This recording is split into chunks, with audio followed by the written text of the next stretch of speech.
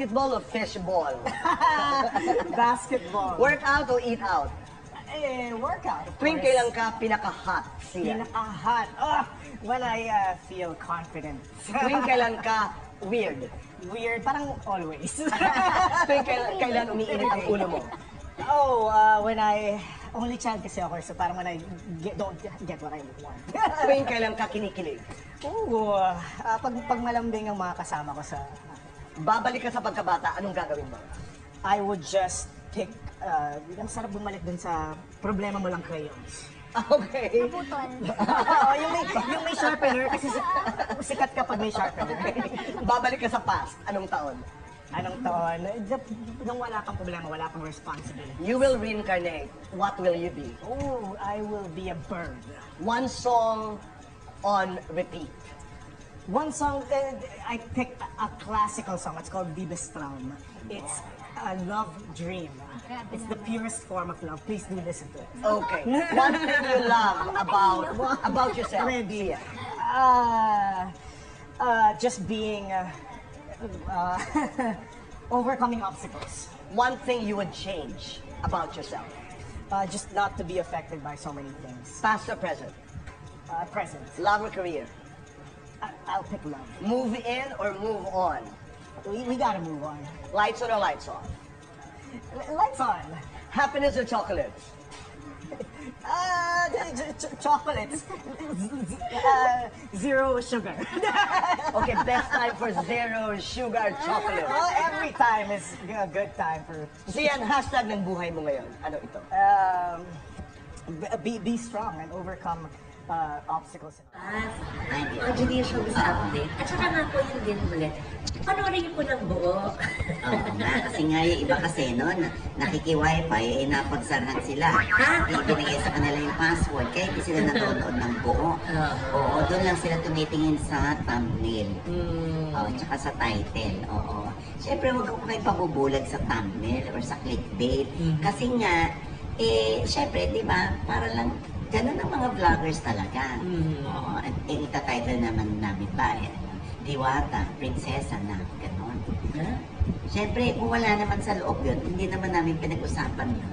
Di ba? Kayo rin mismo, parang ano ba yan? Hindi naman nila pinag-usapan yun. Yung mga ganyan. Anyway, mahabang usapin po ito kung paano namin isasadula yung pagbablog namin. Ano?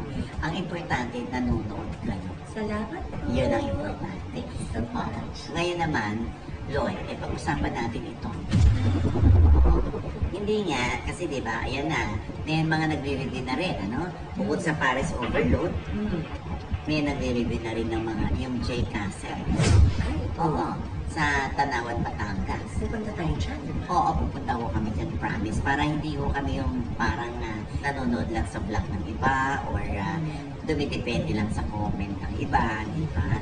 Importante, naka-immerse kami kasi may immersion siya. Immersion theme park pala yan.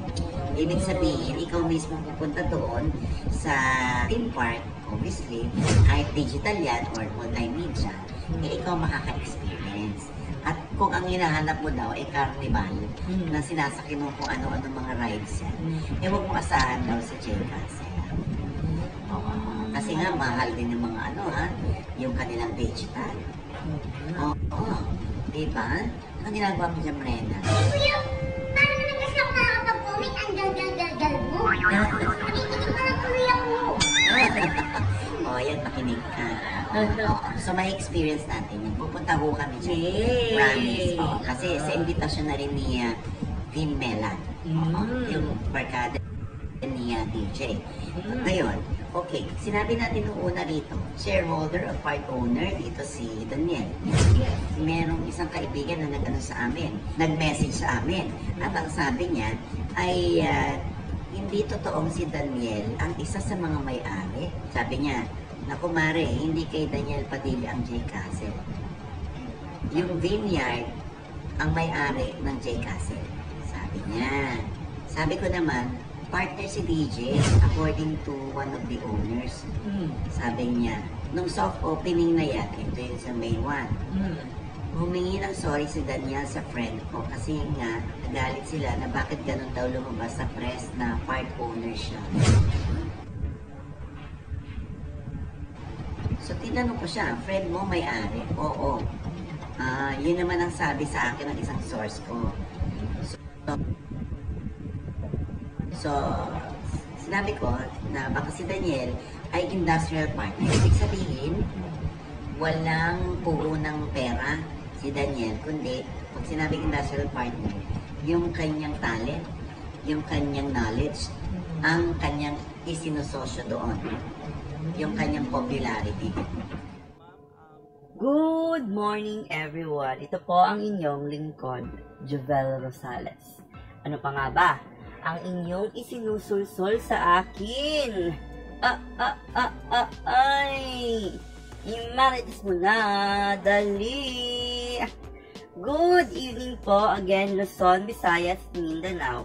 Let's jump up sa ating topic for this morning. So, medyo busy tayo guys for this few days, kaya ngayon lang tayo makakapag-update. So anyway, kung nandito na kayo sa video ko ngayon is nakita nyo na yung interview ni Sian Lim, kung saan nga ay in-interview siya ni Boy Abunda, at maraming ang mga netizen no, na nakaka-notice na parang may parang kabaklaan daw, yung parang ganun. Alam mo na dong the way si Sian Lim the way si Sian Lim na magsalita, parang pinupuna nila na parang may pagkabakla daw. And anyway,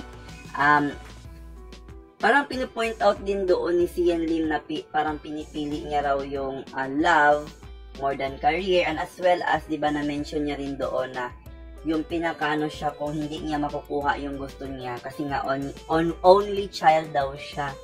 So, para sa akin guys, no, yung mga bagay na ganyan is natural lang talaga sa mga netizen na may mga opinion sila based naman sa physical appearance o based sa physical na pananalita ng isang tao.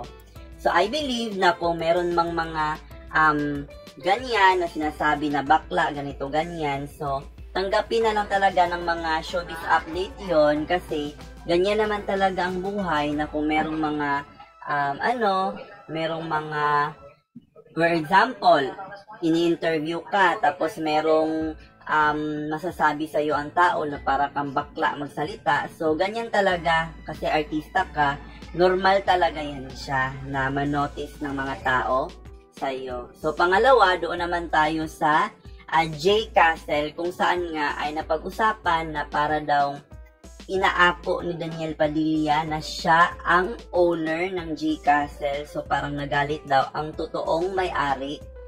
Ang totoong may-ari daw kasi ng J Castle, guys, is yung vineyard. So, J Castle is located sa, Tanawan, Batangas, no? So, parang daw, nagtaka ang owner kung bakit daw, parang naaako siguro ni Daniel. Kasi, syempre, si Daniel artista, diba? So, parang, sinasabi doon, may nagsasabi din doon sa, source ni OG Diaz na si Daniel Padilla daw kasi is parang co-owner. Pero dinidebunk daw yun ng isang source dahil parang si Daniel is nandoon lang sa creative. Alam mo yon, yung siguro sa pagpapaganda, sa pagpapaganda ng music, pagpapaganda ng mga lights, ganon. So, doon siya sa creative, at as well as syempre, artista siya. So, doon talaga siya magpo-focus sa pagiging artista niya. So, doon siya nagpo-promote siya, ganyan. So, yun ang nakikita ng mga netizen at as well as ni OG Diaz kung bakit siguro nasabi ng iba na parang owner siya, no? So, parang ganun. So, anyway, kina-clarify, parang hinihingi pa ang opinion ni Daniel Padilla kung siya ba talaga ay owner o co-owner lang ng kanilang business. So anyway, yun ang mga topic natin. So, idadagdag lang din natin, no, na sad ang ni Heart Evangelista dahil nga ay nakunan siya ulit, no? Ewan ko sa ilang pagkakataon na. So, marami ding netizen na nagsasabi na kung ikaw ay gusto mo talagang magkaanak, kailangan ka magsakripisyo, kailangan ka na mag-google ka ng panahon para nga na maalagaan mo yung anak mo. So, kung kung nabigyan nga daw ng pagkakataon ni Heart yung pumunta sa ibang bansa, paano pa kaya yung pag-aalaga sa sarili para mabuntis talaga siya at maalagaan niya yung pinagbubuntis niya. Yun yung mga napupuna ng mga netizens. So anyway, yan lang ang ating topic at yan lang ang masasabi natin, no? Ano ba ang mga aral na nakukuha natin dito? Ang mga aral na nakukuha natin dito is hindi tayo mag-judge agad kasi may mga lalaki talaga na medyo mahinhin, no? So, kung medyo ma-feel ninyo na kabaklaan, magantay na lang kayong may mabuntis sila. So, ganun. So, anyway, at saka, meron din talagang mga pagbubuntis, guys, na maselan. So, hindi natin masisi si Heart Evangelista kung bakit na maselan yung pagbubuntis niya. So anyway, yan lang ang masasabi natin sa topic na yan. Magpapasalamat tayo sa ating mga sponsor. Ma'am Sparkle of Ireland, Ma'am Regine of Cebu City. Salamat po sa inyong mga sponsor sa akin. Is mga nagbigay po sila ng pera at load sa akin. Anyway, magpapasalamat din tayo sa ating followers sa Facebook. Meron na tayong 51,000 followers. And of course, sa YouTube, meron na tayong 55,000 subscribers. So anyway, maraming salamat po again. Pasensyahan nyo na kung hindi ako nakapag-update agad kasi nga po, nabusy lang po ako sa work at sa pagpapaganda. So anyway, yan lang ang masasabi natin sa topic na yan. Ito po ang inyong lingkod, Jovel Rosales. Ano pa nga ba? Ang inyong isinusulsol sa akin. Ay! Imarites mo na, dali. This is I Care, I Share, I React. Bye!